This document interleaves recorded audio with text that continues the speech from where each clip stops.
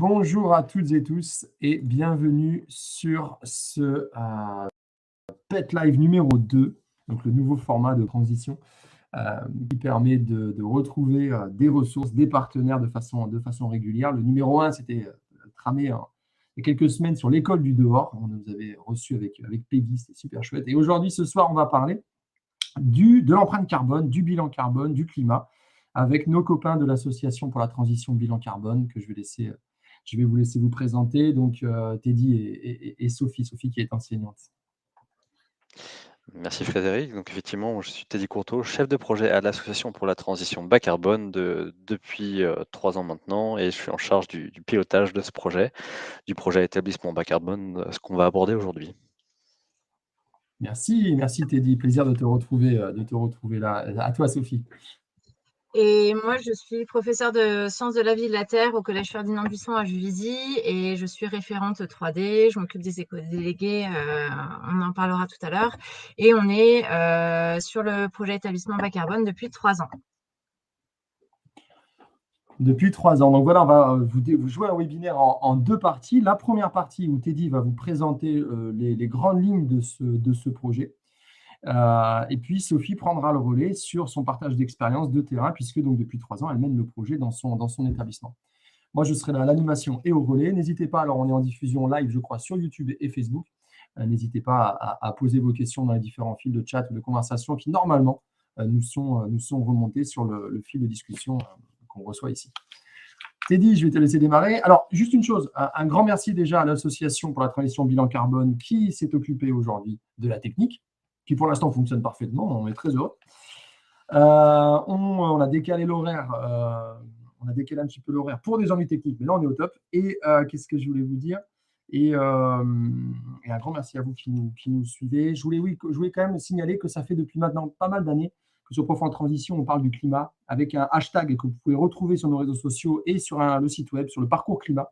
Et c'est une idée qu'on défend, qu'un élève qui rentre dans le cursus scolaire obligatoire, à partir de la maternelle, même à partir de 6 ans, on va dire, aller au cours élémentaire, depuis 6 ans jusqu'à l'âge de 18 ans, jusqu'aux études supérieures, que cet élève-là ait un accès à cet enseignement du climat, que ça ne soit pas réservé qu'aux études supérieures, parce qu'on doit bien former tous les citoyens à ces enjeux. Donc, on défend un parcours climat, à l'image d'un parcours santé ou d'un parcours artistique. Et dans ce parcours climat, on a fait un article là-dessus, il y a pas mal de ressources, dont le PEBC dont on va parler aujourd'hui, qui concerne plus directement les élèves du collège et du lycée. Voilà, Teddy, je te laisse démarrer. Exactement Frédéric, et merci pour cet accueil, pour l'hébergement sur ta page Facebook. Donc le projet établissement bas carbone concerne, comme tu disais, les collèges et les lycées français.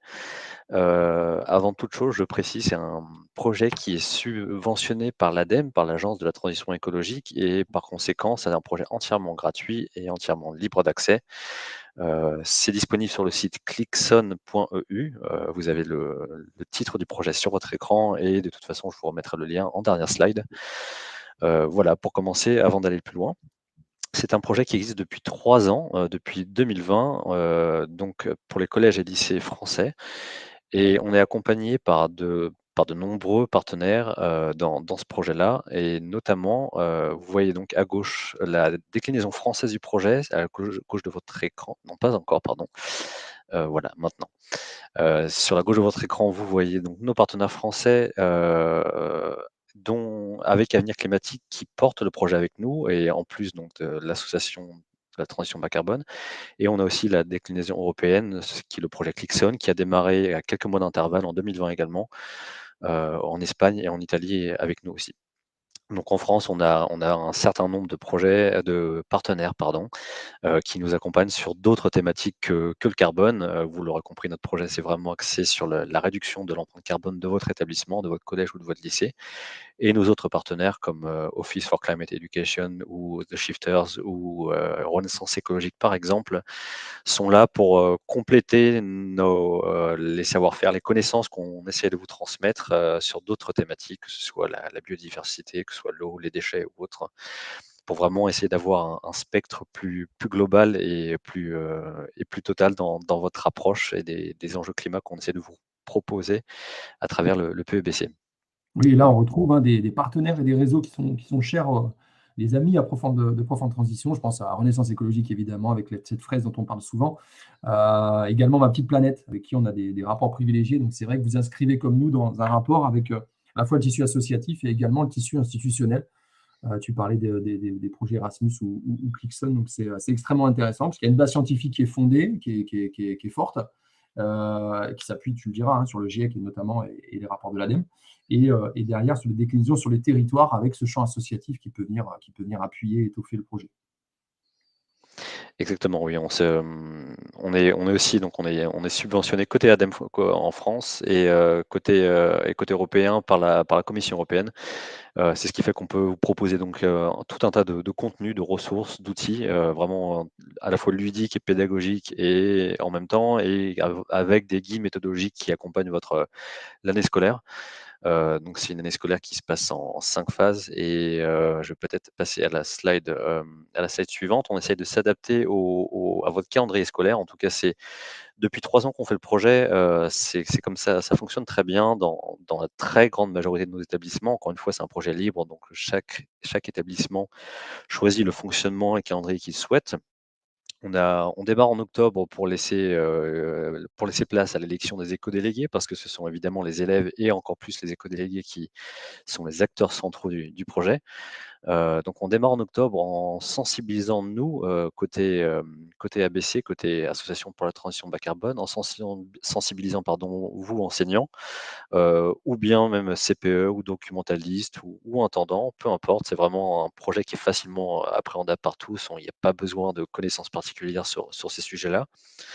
Donc on vous sensibilise aux enjeux climat, énergie et impact des activités humaines que ensuite vous transmettez à vos élèves en phase 2 sur la droite de votre écran. Donc en général, c'est en novembre-décembre, une fois que les élections sont faites, qu'on organise son emploi du temps, son planning pour organiser des séances PEBC. On sensibilise donc ces élèves à ces enjeux pour bien comprendre ce que sont les gaz à effet de serre, tout simplement, parce qu'on est vraiment axé comptabilité carbone et gaz à effet de serre à travers ce projet et comment les compter et comment les réduire, ces émissions, évidemment.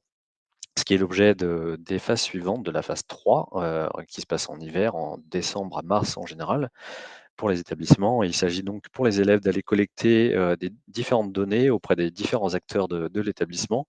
Tous les acteurs de l'établissement sont impliqués, sont concernés par la démarche, parce que c'est vraiment une démarche globale et chacun contribue à l'effort collectif. Donc il y a beaucoup de données qui sont nécessaires pour aller les rentrer ensuite dans l'outil qu'on vous propose, qui est disponible aussi sur le site. Il y a 5 postes d'émission, je vais y revenir juste après, sur les déplacements, sur l'alimentation, et cetera, et ça permet donc d'avoir un aperçu de ces émissions, pour ensuite en déduire un plan d'action. Parce que l'idée évidemment, l'intérêt, c'est pas seulement de compter ces émissions, l'idée c'est vraiment d'agir, et rapidement évidemment, parce qu'on a des objectifs à atteindre en termes de quand on parle peut-être, vous avez peut-être entendu parler du terme de neutralité carbone, voilà, tout simplement à l'échelle mondiale, on a une neutralité à atteindre, c'est-à-dire de ne pas émettre plus que ce que la Terre peut absorber en gaz à effet de serre.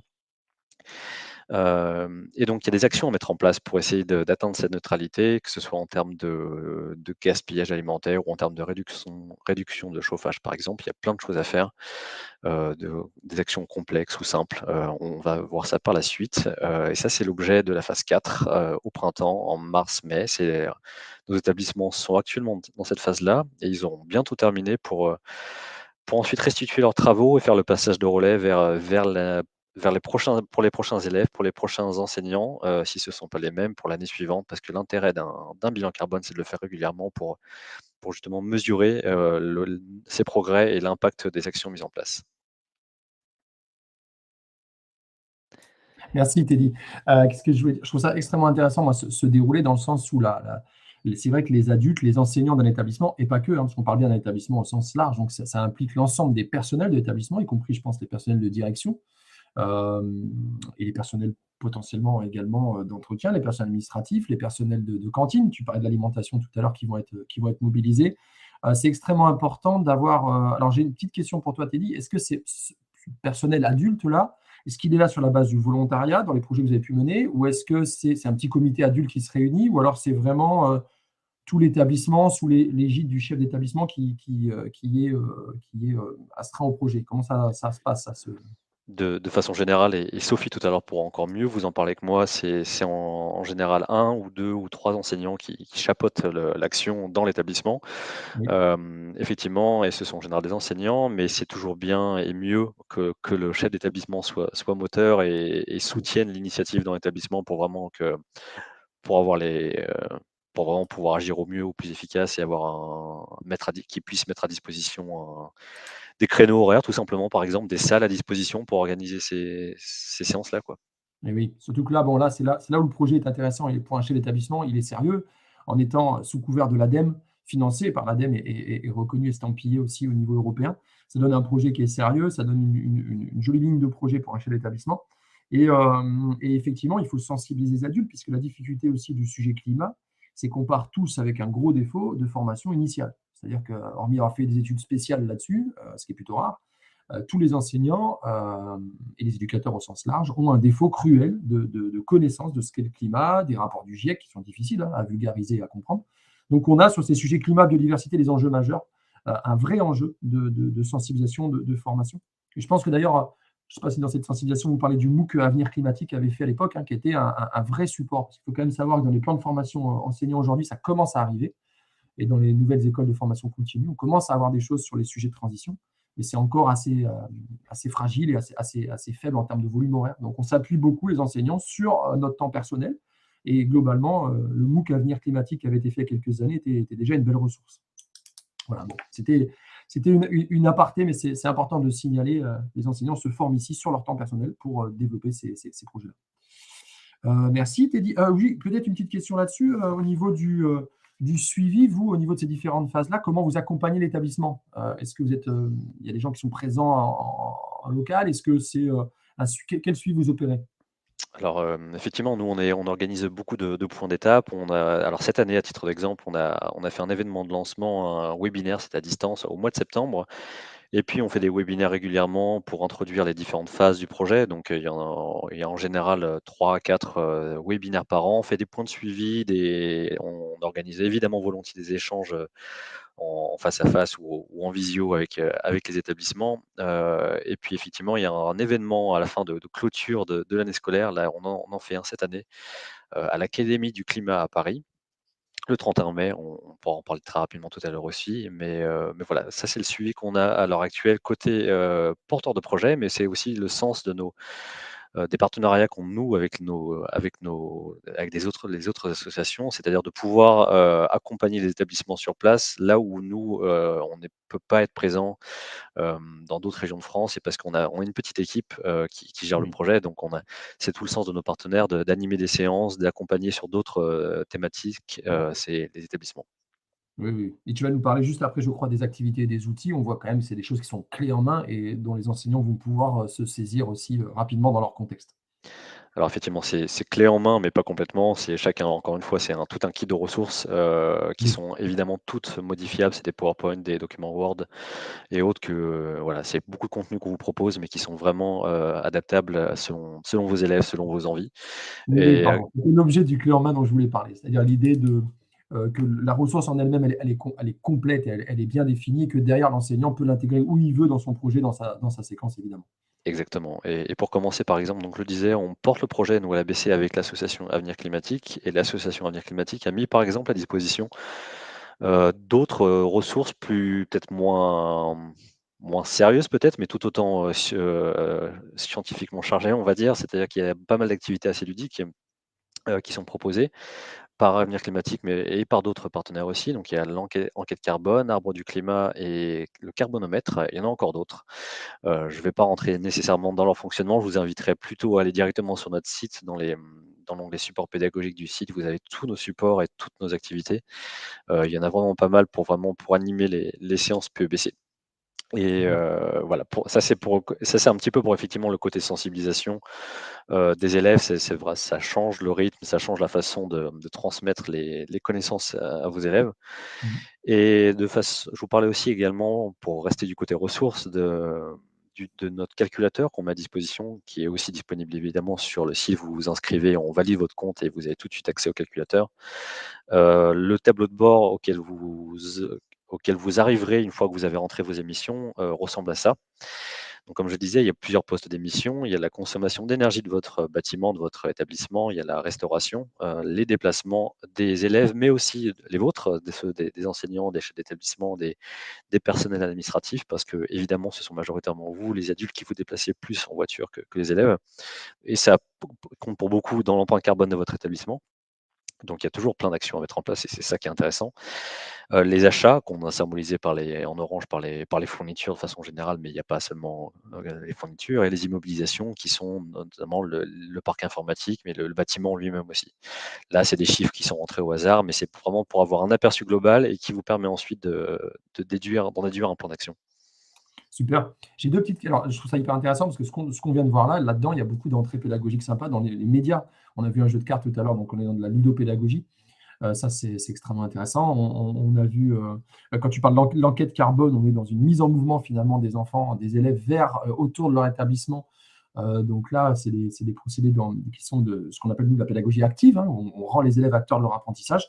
Et là, est-ce que tout ça, c'est sur inscription, je pense, au niveau de votre site, mais est-ce que c'est gratuit, je veux dire, est-ce que voilà, pour l'établissement scolaire C'est sur inscription, effectivement, pour que vous puissiez suivre l'actualité du PEBC, évidemment, du projet, et c'est entièrement gratuit parce qu'on voilà, on a cette notion de vouloir vous rendre service, tout simplement, et parce qu'on est subventionné, évidemment, par des organismes publics. Donc, voilà, tout est entièrement en libre accès, entièrement gratuit. Vous en faites ce que vous voulez comme utilisation dans votre établissement. Question complémentaire, si je suis pas, là on voit des choses un petit peu, on peut penser que c'est scientifique, mais pas que, mais je suis pas prof de sciences au sens sciences dures, biologie, chimie et physique, est-ce que je peux quand même m'emparer du projet? Complètement. Parmi nos établissements qui sont vraiment les plus actifs et qui sont vraiment très porteurs d'initiatives et très actifs, on a effectivement on a une professeure documentaliste, on a aussi un enseignant de philosophie, on a cette année en tout cas, l'année précédente c'était encore différent même. Il y a une CPE, enfin voilà, il y a une professeure de français, une professeure de PS, et ce sont Mmh. majoritairement, on va pas se cacher, des enseignants de SVT qui sont là, qui sont référents PEBC. Parce que ça les intéresse dans un premier temps, ils veulent porter Oui. l'initiative auprès de leur établissement, mais c'est pas du tout nécessaire d'être enseignant de SVT ou de maths ou de physique-chimie.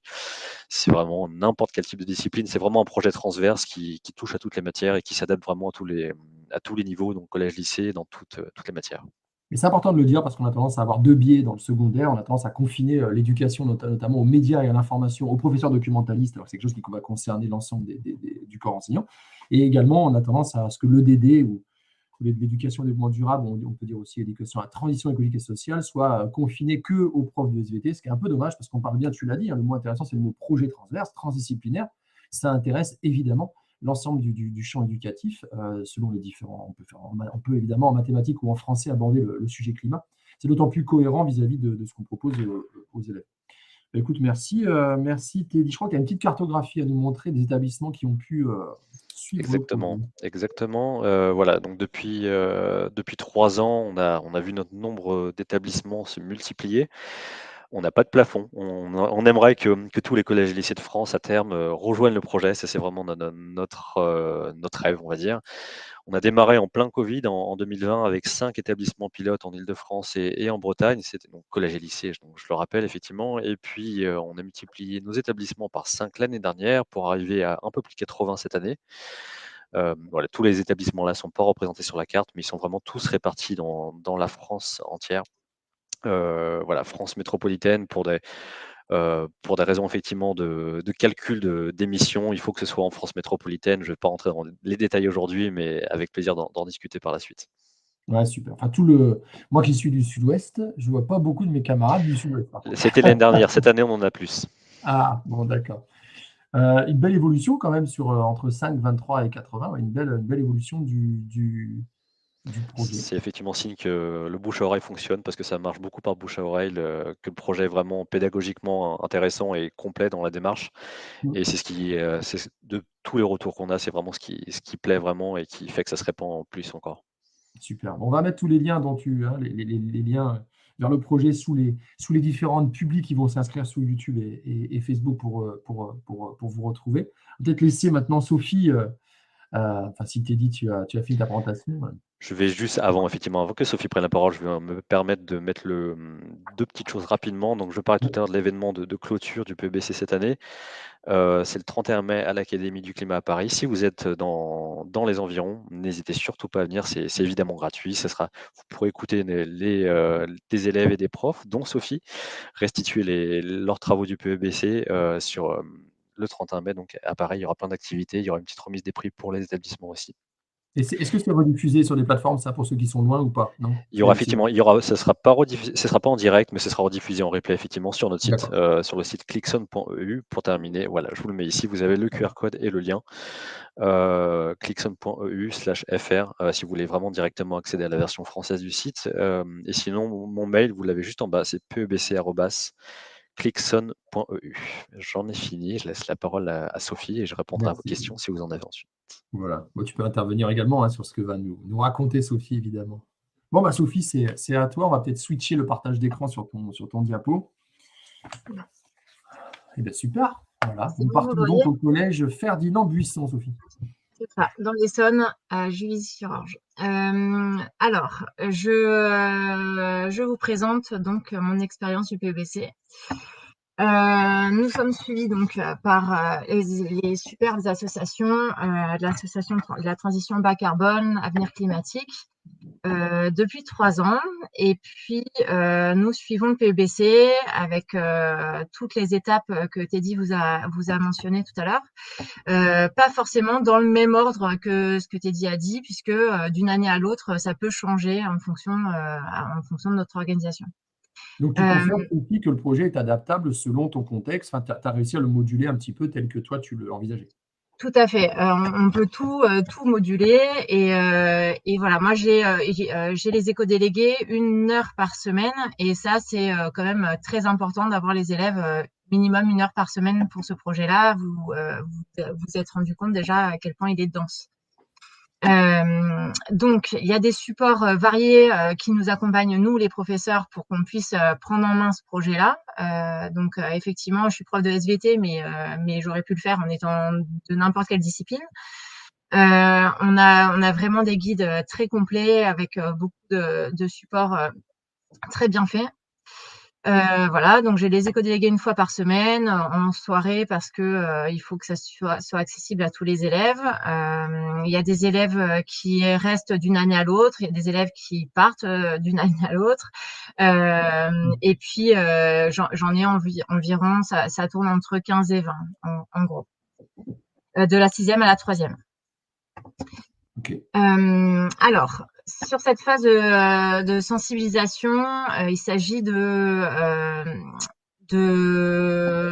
diffuser ce projet au niveau des collègues. Comme je l'ai fait la première année, c'était le Covid, c'était une phase de test, on était établissement pilote.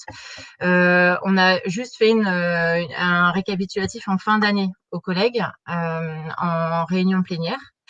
Mais voilà, je suis seule à mener ce bilan carbone dans l'établissement au niveau des je suis seule référente 3D. Après, on est en lien complètement avec l'administration, avec la direction, l'intendance notamment.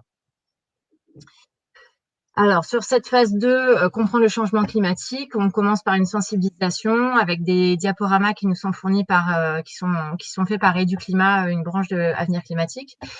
Ces diaporamas, pareil, ils sont complètement décrits, commentés, avec des supports qui nous sont fournis. Donc, on sèche pas sur une slide, on sait toujours quoi dire. Et puis la première année, il faut les travailler parce qu'il faut connaître un peu ces diaporamas pour pouvoir les présenter et se les approprier. Et depuis 2 ans, ce sont mes éco-délégués qui présentent ces diaporamas aux nouveaux éco-délégués. C'est une formation par les pairs et ça se passe extrêmement bien. Les élèves vraiment apprécient ce format-là parce qu'ils osent peut-être plus poser des questions. En tout cas, c'est très interactif et je demande à mes éco-délégués qui présentent à chaque fois de préparer un petit quiz à la fin et voilà. On peut continuer cette sensibilisation avec une fresque du climat et ça permet ensuite de lancer la comptabilité carbone. On peut tout à fait imaginer d'autres jeux pour lancer la comptabilité carbone. Mais on va dire que c'est un peu le cadeau après la sensibilisation, c'est la fresque. petite fresque du climat pour bien sensibiliser. Alors, on conseille toujours, je mets toujours un petit bémol là-dessus pour dire que cette fraise ne doit pas être utilisée toute seule C'est en ça. tant que telle parce qu'elle est plutôt anxiogène. Ouais, Il s'agit de là, et là, je trouve qu'elle est pertinemment utilisée parce qu'on a tendance à la faire un peu. Alors, pour les adultes, c'est pas très grave. Pour les enfants, soyons prudents. Ne la faisons pas. Là, elle est inclue dans un dispositif global, donc elle permet vraiment de sensibiliser. Et ensuite, on passe tu vas le dire, Sophie, mais à l'action finalement exactement, et à une forme de correction. tout à fait.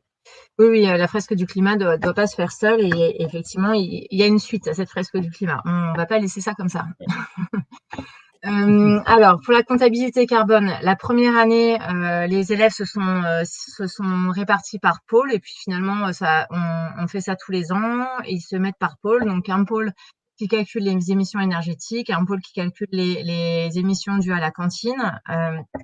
Tout le transport des aliments est compris dedans, hein. Le pôle 3 avec la mobilité, le pôle 4 avec les fournitures et équipements sportifs et le pôle 5 sur les bâtiments, les parkings, les cours d'école, voilà. Donc ça, c'est les 5 thématiques dont parlait Teddy C'est tout ça. à l'heure.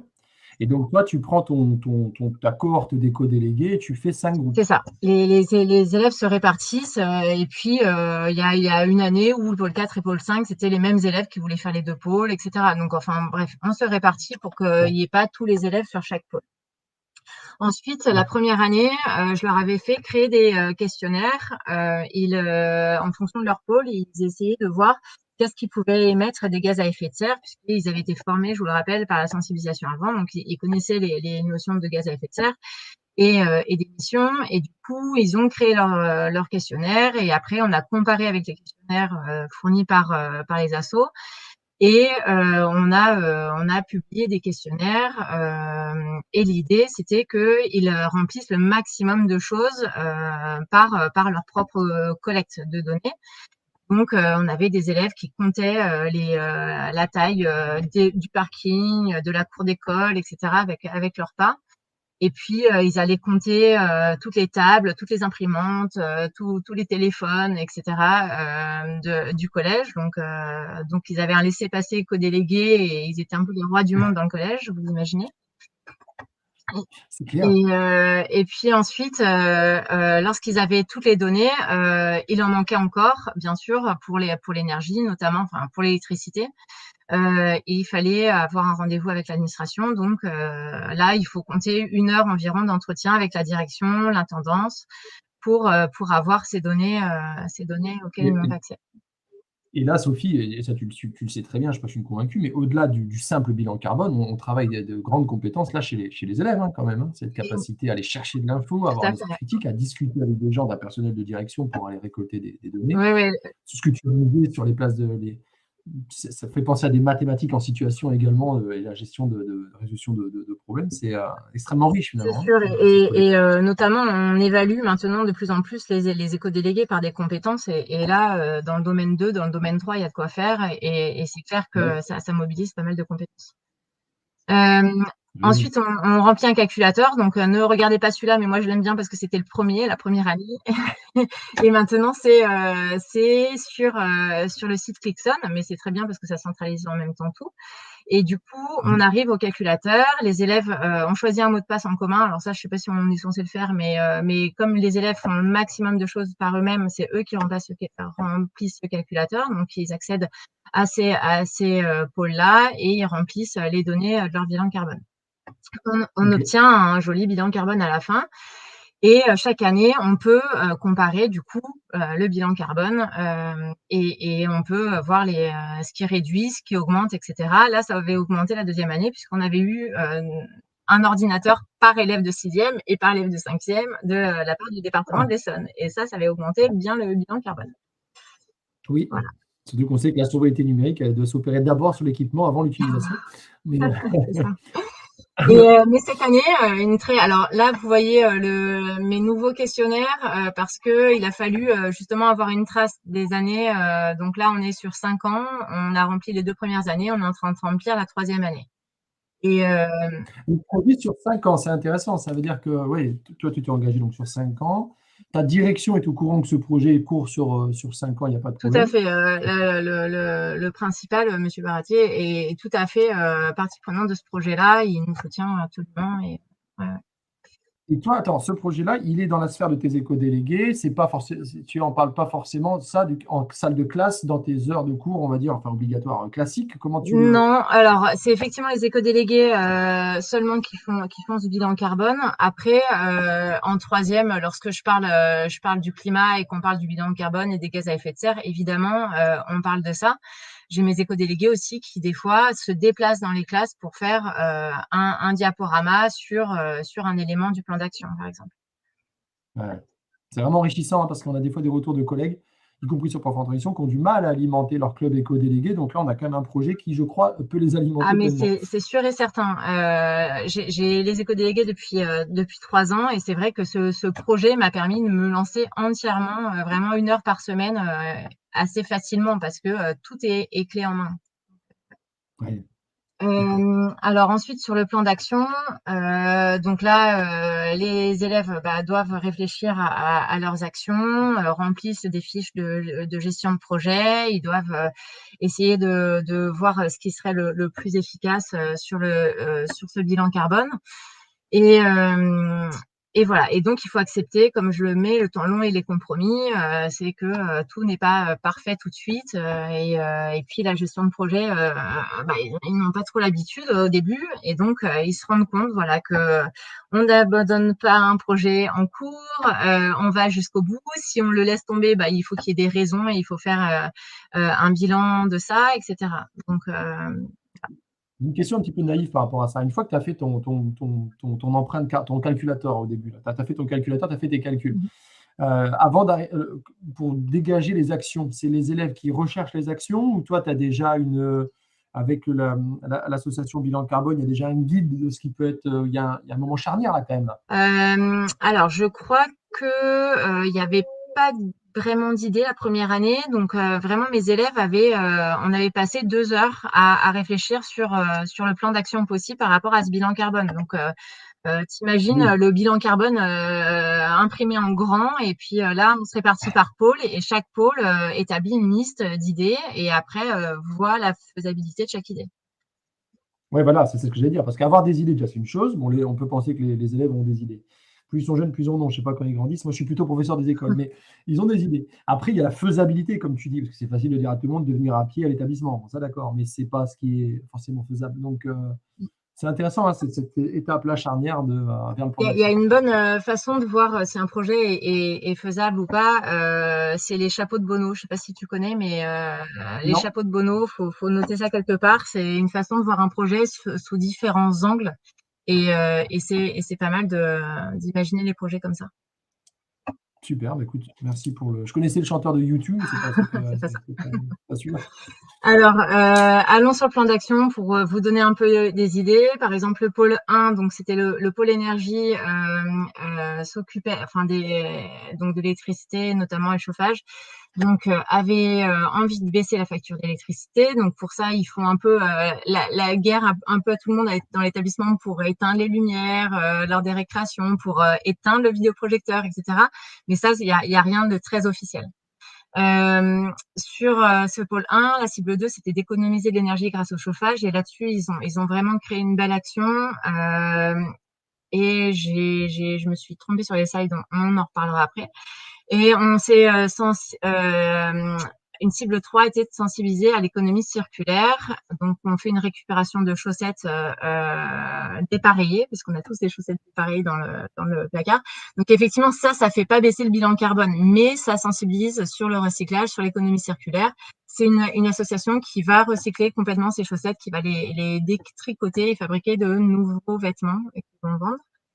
Et donc, on récolte les bouchons aussi, les stylos, les lunettes, les protège-cahiers. Donc, il y a tout un tas de recyclage qui s'opère depuis 3 ans dans l'établissement, avec une récupération des écoles primaires aussi à côté. Et voilà, donc cette fripulerie, c'est un événement qui a été créé il y a 2 ans par mes élèves pour baisser le chauffage dans l'établissement. En gros, on peut changer ce bilan carbone au niveau de l'énergie si on baisse le chauffage. Et pour baisser le chauffage, il faut changer nos comportements, donc mettre des pulls, donc une fripulerie. Donc les élèves ont créé ce système-là avec un système de VIP qui donne un pull qui ont le droit de récupérer un pull en premier sur cette friperie. Donc, il y a la friperie qui est ouverte pendant une semaine entière. Le premier jour est réservé aux VIP qui ont donné un pull et le deuxième, troisième, quatrième, cinquième jour, c'est une friperie ouverte à tous les élèves dans l'établissement. Et dès l'année dernière, on avait 250 pulls qui avaient été donnés. Il nous en restait 15 ou 20 à la fin. Et cette année, on avait 170 pulls. Il nous en restait 2 qui sont partis la veille des vacances. Ouais, super. Tu disais dans toutes les actions, là, juste une chose, tu disais dans toutes les actions que tu proposais, qui sont assez variées, là, déjà, juste au pôle 1, c'est vrai que des fois, elles ne concernent pas directement le climat ou le carbone, tu parlais des chaussettes, mais je pense que quand on commence avec les élèves à aiguiser comme ça les regards, les perceptions sur un sujet, bon là, il est carbone, mais globalement, sur la transition, c'est plus large, hein. On sait qu'on a plusieurs enjeux à mener de front. Le carbone en est un. C'est d'ailleurs pas forcément le plus dramatique, hein. La biodiversité est encore en plus grande difficulté que la partie carbone-climat. Et c'est vrai que ce type de projet-là permet derrière d'avoir tellement de ricochets, d'autres biais que c'est très, très riche, même si ça ne touche pas directement l'empreinte carbone. Exactement, c'est une vraie sensibilisation. Les élèves savent qu'un stylo a un bilan carbone. Ils savent que toute leur consommation, tout leur comportement a des conséquences. Et ils savent bien aussi que le changement au niveau individuel va réduire l'empreinte carbone de, je crois, 25 à 45%. Je crois que c'était des données de carbone 4 en juin 2019 d'après mes souvenirs. Mais ils savent bien que ça fait des ricochets, que ça fait des changements de mentalité. Donc voilà. Oui,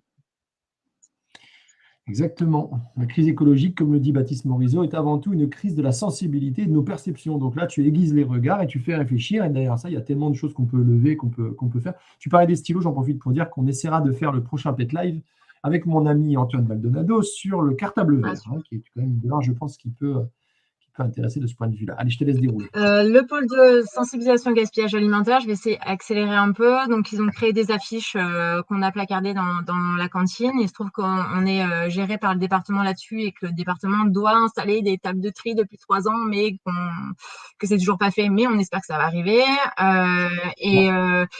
Et du coup, on sensibilise comme on peut au gaspillage alimentaire, voilà, par des affiches, par des systèmes SML sur les petites fins, grandes fins.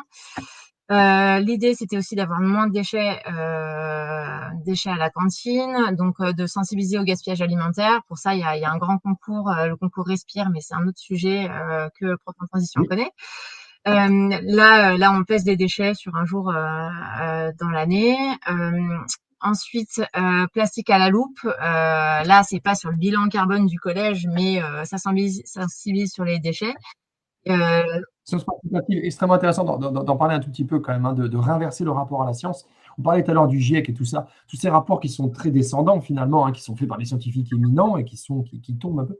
Là, les sciences participatives, c'est vrai que c'est extrêmement puissant pour que les citoyens et les élèves, évidemment, se réaccaparent un peu le champ des sciences, qu'on comprenne que les sciences, ça vient du terrain et aide à ce que la science se constitue, qu'on ne soit pas toujours juste en récepteur. Et là, celui-là, donc tu dis que c'est plastique à la loupe, c'est qui est Alors, c'est Para-Océan. Para-Océan qui établit ce projet où les établissements vont récolter les déchets plastiques et mésoplastiques sur un bord de fleuve ou un bord de plage, voilà. Et on les collecte, on les compte, donc c'est aussi du comptage et on les envoie aux scientifiques qui les analysent et qui nous renvoient un bilan de notre zone. Donc, et on pourrait revenir, ça pourrait faire l'objet d'un Pet Live également, parce que moi aussi j'ai pratiqué les ramassages de déchets sauvages. C'est aussi plus loin que ça, au-delà de compter, évidemment tu as raison, et de trier, c'est aussi de faire une petite sociologie, une analyse de ce qui se passe. L'idée, c'est ça. Un déchet, s'il est là à un endroit donné, c'est qu'il s'est passé quelque chose. Exactement, c'est de savoir l'origine des plastiques dans la mer, dans les océans, et du coup, ils comprennent un peu mieux. Ça vient de chez moi, vu le nombre de déchets qu'on trouve, voilà. Ouais. Et je réinvite tous nos amis sur Prof en Transition ailleurs à regarder le magnifique documentaire Le Grand Saphir sur cette école de déchets par nos copains éco-aventuriers qu'on embrasse bien fort, Manu, Ed et tous les autres. Alors ensuite, l'idée était d'avoir moins de viande dans la cantine. Je passe au pôle 3, moins de CO2 dans les déplacements. Là, les élèves font des sondages depuis 3 ans pour récolter vraiment le maximum d'informations sur la mobilité des élèves, mais aussi des adultes de l'établissement. Ils font un questionnaire sur Pronote et ils réussissent environ à avoir 63% de réponses. Donc là, c'était les chiffres de l'année dernière. Cette année, je les ai pas mis, mais c'est à peu près la même chose. 378 environ élèves répondent. On réussit à avoir presque 100% des adultes qui répondent. Et puis, l'envie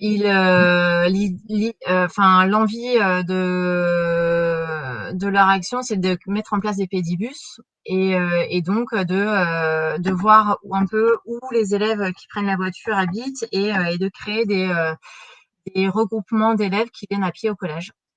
Donc ça, Là, une question, je me fais l'avocat du diable, Sophie. Au niveau des parents et des familles, on est un peu intrusif. Là, pour le coup, on est un peu dans une forme de coéducation. Là.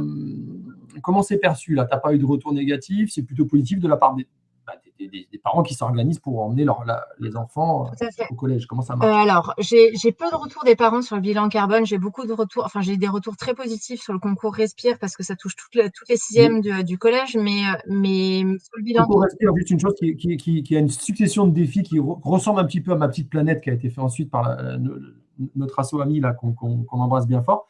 Et sur ça, tu n'as pas eu de retour sur celui-là, sur le Pédibus? Sur le pédibus, pas encore parce qu'il n'est pas encore réel.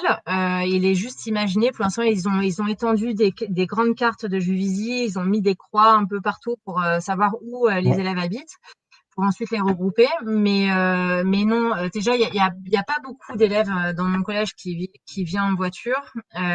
Beaucoup viennent à pied et souvent, les parents sont réfractaires à ce que l'élève, à ce que leur enfant y aille à pied parce qu'il est isolé, il est tout seul. Mais s'ils sont 3, 4 à marcher et qu'en plus on met des boîtes à livres sur chaque arrêt, etc., je pense qu'on aura plus des parents rassurés. Et voilà. Après, s'ils veulent continuer à emmener leur enfant en voiture, on n'émet pas de jugement et ils continuent à les emmener en voiture. Hein. Et c'est important ça, parce que sur tous ces sujets-là, moi j'ai beaucoup pratiqué la classe dehors, où aussi à un moment donné, il y a des relations avec les familles qui s'opèrent et des craintes qu'il peut y avoir. Quand on réfléchit son projet, qu'on accompagne, que les élèves sont au cœur du projet, qu'ils l'ont construit et que derrière, encore une fois, on rassure et que les choses, ça se passe plutôt bien. Et finalement, les parents seraient contents, je pense, que ça fait faire quand même de l'exercice, ça fait un peu marcher, ça fait de la socialisation, ça crée moins de pollution, ça crée une économie puisqu'on ne prend pas son véhicule. Donc c'est que du positif si ce que tu dis, les aspects sécuritaires si on rassure les gens. Quoi. Pôle 4, Mandevilleda plus de Woody. Et voilà, on arrive à la phase 5, faire passer le message. Donc là, les éco-délégués vont une fois par an au lycée Pagnol à côté pour faire une séance à des élèves de seconde sur le PEBC. Et puis, on est invité à l'Académie du Climat le 31 mai. Et donc, ça fait 2 ans qu'on y va et on y va encore pour une 3e année. Je crois qu'ils vont en avoir marre de notre histoire. mais là, je vois qu'il y a 80 collèges, donc établissements. Donc, je pense qu'il y en aura d'autres pour prendre le relais. Mais en tout cas, nous, on est très heureux de venir à l'Académie du Climat le 31 mai de chaque année. Ouais. Et là, c'est intéressant. Alors là, tu fais des liaisons avec ce projet-là. Tu parlais de le montrer aux élèves dans un lycée. Et au niveau de les écoles primaires qui alimentent ton collège, est-ce qu'il y a des opérations qui ont été menées? Pas encore parce qu'on n'a pas pris le temps, mais on a des liens sur le recyclage, on a des liens sur le concours Respire avec les écoles primaires, mais pour l'instant pour le bilan carbone, non. Après, ça serait pas mal qu'ils aillent faire la même chose parce qu'un bilan carbone pour des CM2 ou des CM1, ça se comprend aussi très facilement. Hein. Oui, en le simplifiant un petit peu, ça peut être sympa sur ça. Faut savoir que dans mes éco-délégués, il y a quand même 60% d'élèves de 6e. Donc, c'est quand même proche du CM2. Hein. Parce qu'ils ont plus le temps de s'investir aussi ou qu'ils Oui, ont plus envie, en général, c'est ça qui revient. C'est que les 3e, ils ont d'autres priorités de brevet. Hein. Voilà. C'est vrai. Donc après voilà, il faut communiquer, à l'oral comme ça, et avec des diaporamas, etc. Mais on communique aussi par écrit, donc on communique auprès des parents élus, qui est relais au niveau de leur réseau. J'ai mis ça parce qu'on a été labellisé quand même niveau 2 pour un établissement, ça peut jouer hein, sur la volonté d'un chef d'établissement de rentrer dans un projet comme celui-ci. On Bien a sûr. été niveau 2 dès la première demande grâce au concours Respire et grâce à ce projet établissement bas carbone. Donc voilà. Toujours important de valoriser son projet. D'une part, ça fait du bien à tout le monde, ça motive les élèves et ceux qui ont participé. Puis d'autre part, bah, ça fait on voyait tout à l'heure ce que nous montrait Teddy, hein, le bouche à oreille, qui fait qu'à un moment donné, ces projets qui sont des projets nobles, qui sont des projets courageux, ils se dupliquent sur le territoire. C'est le but quand même d'essaimer ces belles pratiques, quoi. C'est ça. Donc Diffusion. on diffuse via l'ENT, l'espace numérique de travail, on diffuse via maintenant cette année nouveauté des vidéos, on fait des flashs écodés qu'on retrouve sur le site du collège qu'on voit ici. Ensuite, il y a la ville dans laquelle on est qui communique sur son Facebook. Il y a le journal Buissonnier, le journal du collège, qui est fait par la documentaliste et certains élèves, et puis des journaux qui nous ont interviewés aussi sur les actions. Donc ça diffuse. Ben voilà, il va convaincre les chefs d'établissement de se lancer. Rappelons que Sophie le fait depuis 3 ans et que tout ça ne s'est pas fait forcément la première année, et que là, on a une compilation Ouais, de tous c'est sûr. tes contacts et là où tu en es arrivé C'est ça. aujourd'hui. Il y a moyen de communiquer aussi au niveau des journées portes ouvertes. Lorsque les CM2 viennent visiter le collège, eh bien, mes éco-délégués et certains élèves mettent un tas d'ateliers en place. Donc, on a des mémories sur les actions des éco-délégués. On a ce dont parlait Teddy, tous les outils et les supports donnés par Avenir Climatique, avec l'arbre du climat, et puis le carbonomètre qui sont aussi Ouais. proposés au CM2 et voilà.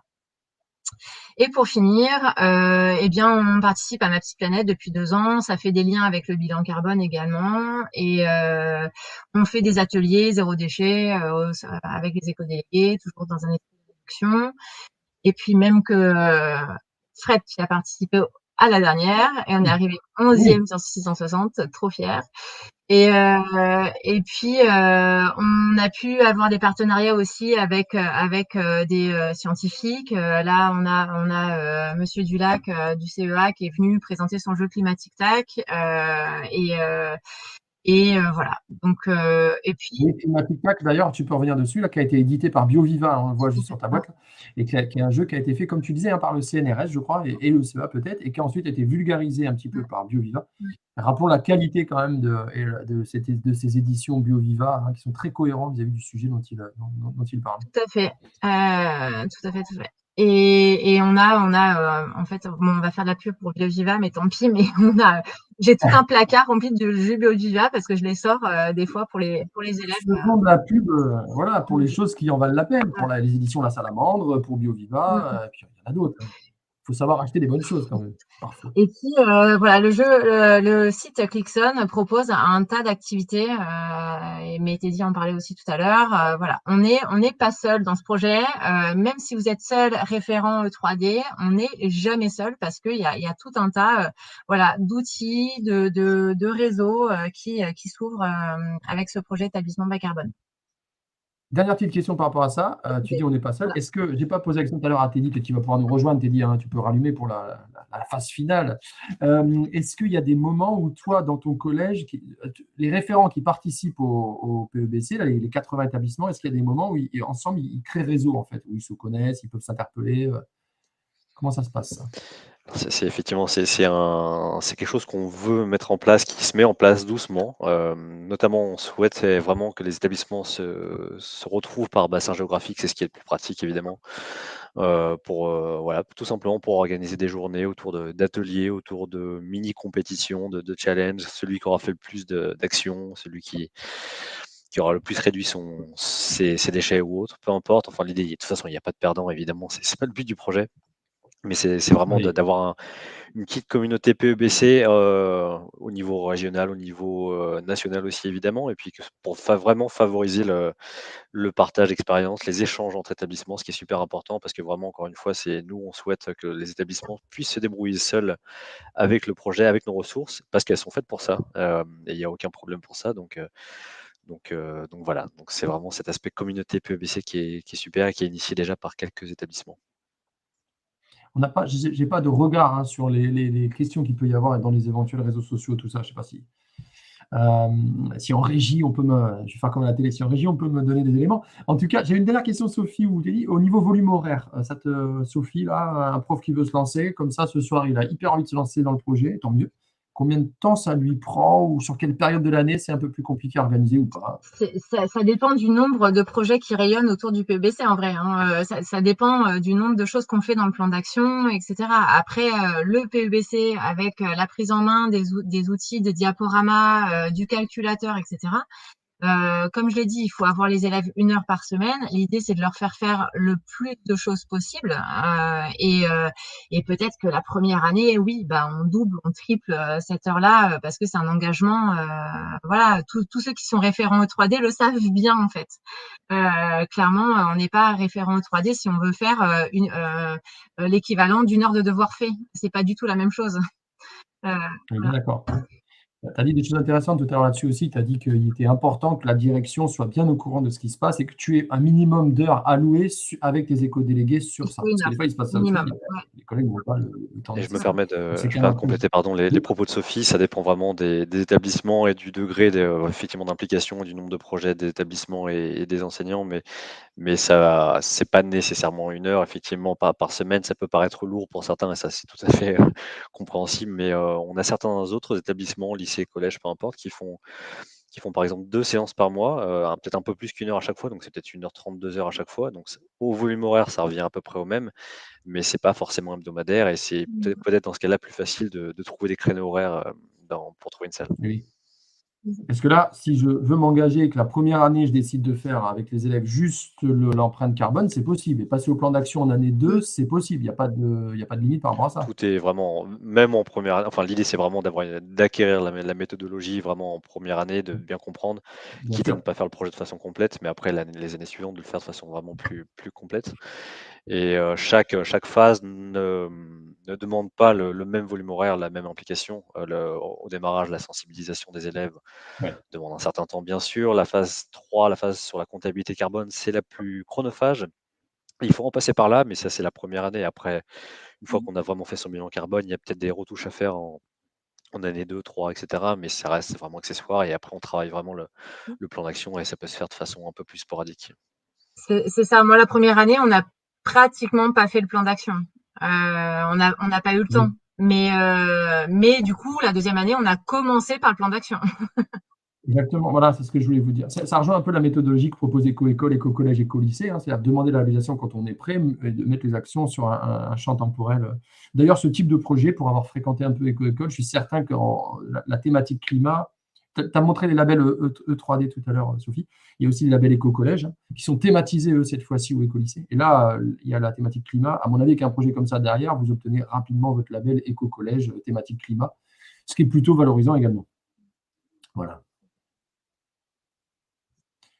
Bah, écoutez, je pense qu'on a fait le tour, chers amis. Quoi dire? Déjà, un grand merci à Anthony qui était dans le back-office et qui nous a aidé à la technique ce soir, qui nous dit qu'il n'y a pas de questions pour l'instant sur les réseaux sociaux. De toute façon, on va surveiller les publis. Donc, s'il y a des questions, n'hésitez pas à les poster. Non, avec Sophie, on va surveiller sur Prof en Transition. Teddy regardera sur les plateformes de l'ABC. On va vous mettre les liens également en commentaire pour que vous puissiez retrouver ça facilement. On va vous donner rendez-vous, évidemment, sur les réseaux pour vous retrouver sur d'autres projets et aussi pour le PEC Live numéro 3, donc j'espère faire sur le cartable vert. Et puis voilà, je pense qu'on est pas mal. N'hésitez pas à utiliser les réseaux, notamment, je pense qu'il y a beaucoup d'enseignants qui sont sur Prof en Transition et qui font partie des 80 établissements dont tu parles, Teddy, à faire également vos retours, à nous contacter pour alimenter ce qu'on a dit un peu ce soir. Et on invite tout le monde à s'inscrire au projet. Attends, dernière question, Teddy, là. Je suis enseignant, je suis motivé, je veux m'inscrire au projet. Donc, je vais sur le site Clickson. Clickson.eu, effectivement. Et puis, Ouais. sur la page d'accueil, il y a un formulaire d'inscription. Et moi, je vous envoie un mail en retour pour vous inclure dans notre liste, vous confirmer tout ça. Et puis c'est parti. Ben, c'est facile, c'est cool. Sophie, Teddy, un grand merci pour votre présence. Je crois qu'il est temps de se quitter. Merci, Fred. Merci pour l'accueil, Frédéric.